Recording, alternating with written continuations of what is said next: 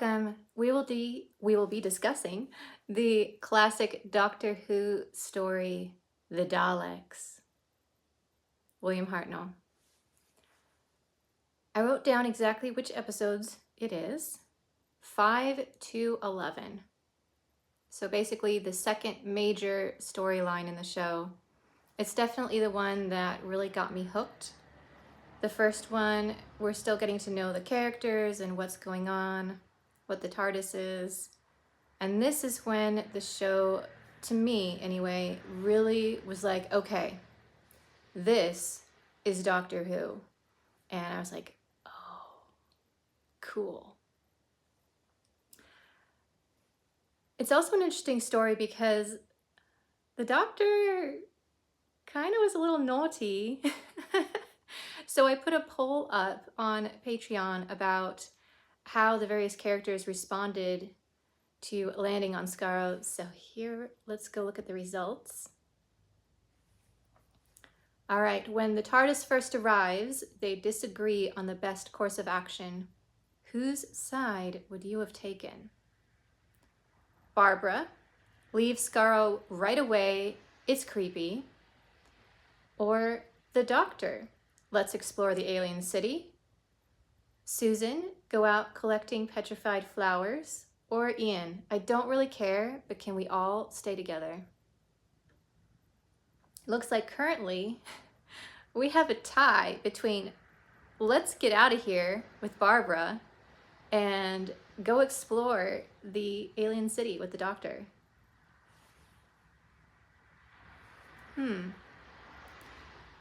Now, should he have faked the fluid link needing mercury? Probably not. But also, he did have a point. He didn't ask them to join him on this trip.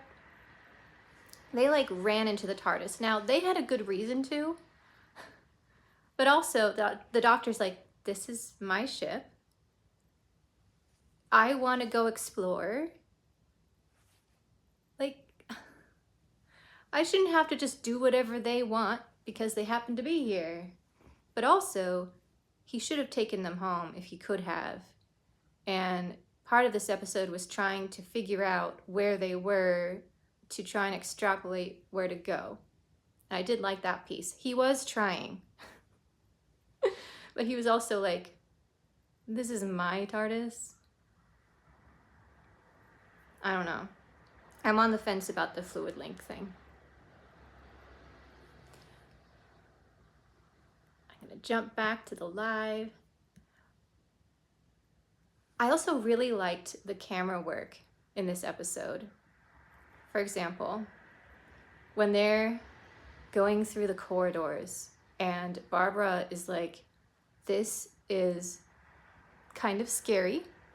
All these empty, strange corridors going on forever and they all look the same. And she starts kind of touching the walls, kind of groping her way down these narrow corridors. And at one point she goes across the camera. And I really liked that piece because it felt like it was really immersive and we were there with her. Like the camera person was right there. I thought that was pretty cool. Best cliffhanger was the actual cliffhanger, I think. When Ian was holding on to the rocks and he could feel the fingers slipping. Classic cliffhanger. I really like the serial format of early Doctor Who. So much so, when I was writing some sci-fi novels, I unfortunately did this to my audience. So the end of each book is kind of like these episodes where the characters are in jeopardy, you don't know how they're gonna get out of it, and it's over. Terry Nation. Ian and Barbara are adorable. And at this point, I don't think they're really an official couple. There's definitely sparks, but they're more co-workers who kind of like each other, I think. I feel like anyway, it's not official. And so we had that kind of side romance going on with Barbara. And I will say this for Ian. He did not get all weirdly jealous. He respected the other guy, and he still respected Barbara. And he was just like, I'm gonna keep being me, and I'm pretty awesome, which he is. And it's your choice, Barbara. Like, I'll be here, I'll support you. We're still friends. I liked that piece of just their relationship, and I think they were even fighting a little bit here and there, but it was in a very kind of mature way, and you could tell they really cared about each other. All right, the Thals and the Daleks. Very interesting story, because it talks a lot about pacifism and when it's worth fighting for your survival. This is definitely a theme we see a lot in fantasy and science fiction, because our world is very war-torn, and we're seeing even just the effects of how it hurts a lot of innocent people and destroys planets, as it were. Like, we could all be working together and building a better world, like we see here with the Thals and the Daleks, but instead you see this petrified wasteland where there's hardly any food. And one side's responded to this by going, okay, war is awful. We're just gonna never, ever do any conflict ever again, no matter what. And then you have the other reaction of, okay, war is terrible, so we gotta make sure we always win. We gotta come out on top, no matter what. We'll do anything. And these two ideologies kind of clashing. And then the Thals, because of Ian and the Doctor, realizing there are some things worth preserving and fighting for, like existing.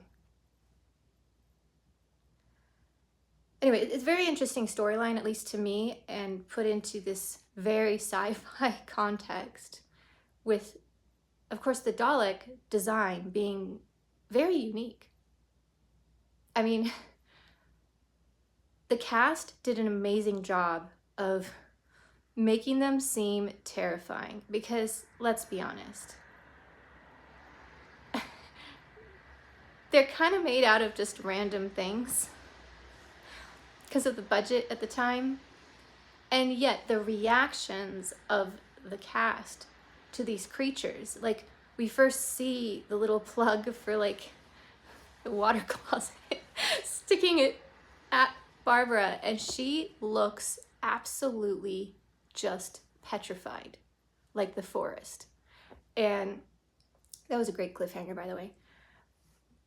But we, the audience, kind of take a cue from that and go, okay, these creatures are kind of strange looking, but also they have the ability to like paralyze your legs and kill you with a little chee. And they have some really creepy voices. Right from the very beginning, we've got the exterminate, exterminate classic voice going on. I don't know whose idea that was, but great job. Yeah. I also really liked how the Daleks talk to each other. You don't get that a lot in New Who. And so there were all these scenes with the Daleks, like, should we exterminate them? No, they could be useful later. Very well. We will keep them alive for now. It just goes on and on. I loved it. I hadn't rewatched this particular story in a while, and it's good. I need to go back and rewatch it more often. The lift scene, I think it was in, let's see, I wrote a note, the ambush. Super stressful. I mean, this slow-moving lift coming up with the Dalek, and they're at the top desperately trying to get the door up, and the door won't open, and they have no weapons, and the lift keeps slowly coming up, and you're like, what are they gonna do? I mean, this lift is as slow as the ones in Jedi Survivor. You know the ones I mean. And they end up taking the Dalek out with a statue. That was so cool. Abstract sculpture yeeted down the shaft. One of my favorite scenes.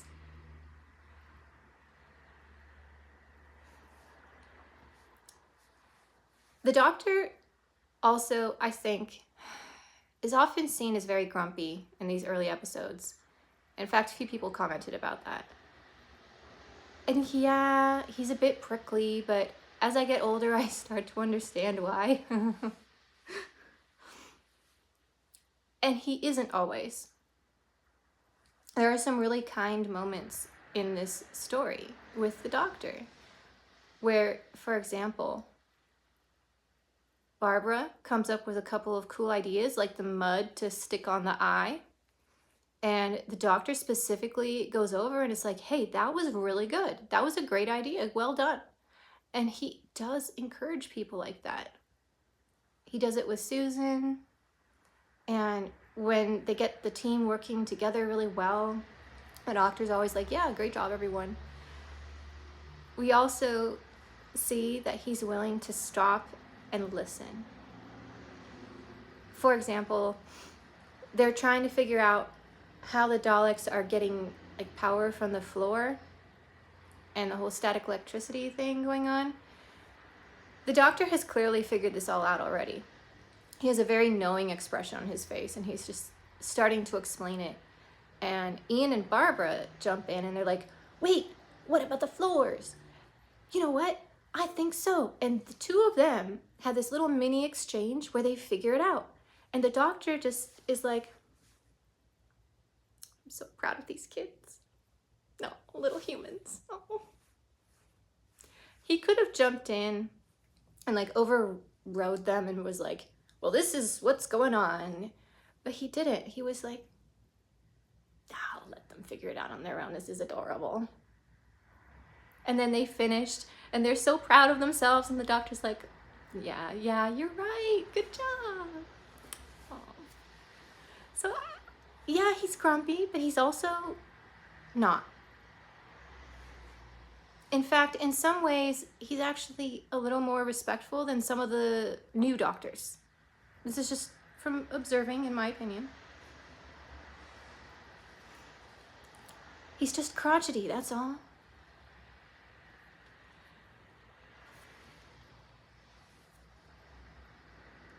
Oh, I also made a note that Galatus, who was the one who had the kind of semi-romance going on with Barbara, I really liked the gift that he gave at the end, where he wanted to be kind of romantic, and he gives her this bolt of beautiful fabric, presumably handmade, right? Because they probably were weaving things because they were farmers and stuff. So I don't know, maybe he even made this fabric. They didn't say. In my headcanon, he wove this beautiful piece of fabric. He's like, Barbara, I'll never see you again, but let me give this thing that I made to you for you to create a dress or whatever you want. And you can see her at the very end in the TARDIS, and she's like holding it. It was just so cute. Hi, Chris, welcome in. We're just kind of finishing up talking about the Daleks, the first storyline and appearance, the infamous creatures. I do like that even in this early rendition, there are beings inside the kind of metal outer shell. And they very cleverly said, we don't have a lot of budget, so we're not going to show much. We're going to show a little claw coming out. And there's this scene where they lift up the top and Ian looks in and he's just like, let's get the cape. And they use the cape to take out the actual little Dalek.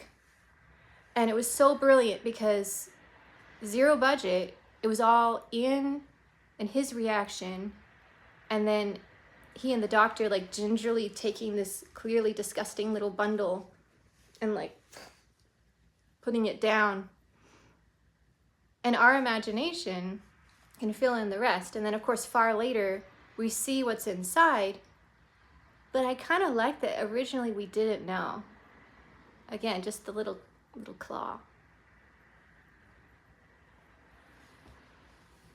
I also kind of feel for the Daleks here because, yeah, radiating the entire planet is just a very awful move. And yet, they were dying. And they realized they had very limited time to save themselves. And so, ultimately, this is, again, a question of what are you willing to do? How far are you willing to go to save your species? The Thals being willing to give up their pacifism, and the Daleks being willing to just wipe out the Thals with radiation because they need the radiation. And it's so tragic because they're brilliant scientists, so probably they could have figured out a way to insulate like a radiated area just for the Daleks. They didn't have to destroy the whole planet to survive. Yeah, compromise. They weren't willing to compromise. Hi, Tom. Let's see. Love the way that the Daleks aren't just bombastic blobs in armor. They plot in the shadows amongst themselves. Yes, I was talking about that earlier. I love all the Dalek scenes of them talking amongst themselves and arguing. Like, the Daleks weren't all on the same page. You know, a lot of them were like, let us kill the visitors. And the other Daleks were like, no, they are useful. We must learn from them. And just like, it's very interesting. I love it when the aliens have scenes of just talking amongst themselves, and then we go back and we see the teamwork of the Doctor and his companions, and we go back. Yeah, Susan went through a lot. People sometimes don't like how emotive, I guess, she is, but okay, she's a kid, and Daleks are terrifying. I can't really blame her for being upset. Because the first scene where she gets all scared, it's the middle of the night in a jungle on an alien planet, and she's by herself, and someone grabs her shoulder. Now, I'm sorry. I'm an adult, and if I was in that situation and I felt someone grab my shoulder, I would be freaking out. Like, come on. Cut Susan some slack. Yeah. It's very interesting too, watching the Daleks manipulate things like the pieces of paper. At one point, they go to look at the printout, I think, of the radiation therapy that they were attempting to save some of the, like, Section 3 Daleks. Was it 3 or 2? One of the sections of Daleks. And the people who were inside, or however they ended up doing the Daleks, manipulating the arms, did such a good job. Like, it can't be easy to take this, like, thing and very carefully hit certain areas, pick up papers, like, that is difficult. I know there are Dalek cosplayers today, and I'd be curious how hard it is to, like, see and move around. I would imagine not easy. So the swamp route with, I think, the ordeal, it's called, and the previous episode, I wouldn't have made it. No. I am claustrophobic, and all that spelunking where they're like, all right, let's crawl through this tiny little corridor of rock and then fall, and then also we're trapped because rock fall. And I would be like, I can't go on. I can't go. What was his name? Antidos? I would be Antidos. I'd be like, I'm going back. I'm going back. This is, no. I would definitely have had to go with the doctor team of going to the city. And then the swamp probably had a lot of awful alien bugs. And can you imagine trying to sleep with that racket of like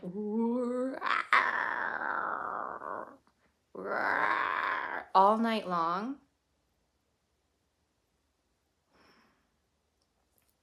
Ian and Barbara, you are heroes, because I would not have made it.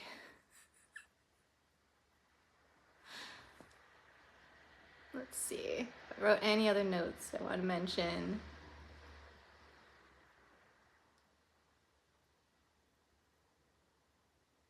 I think that pretty much covers it. If you have any comments, let me know.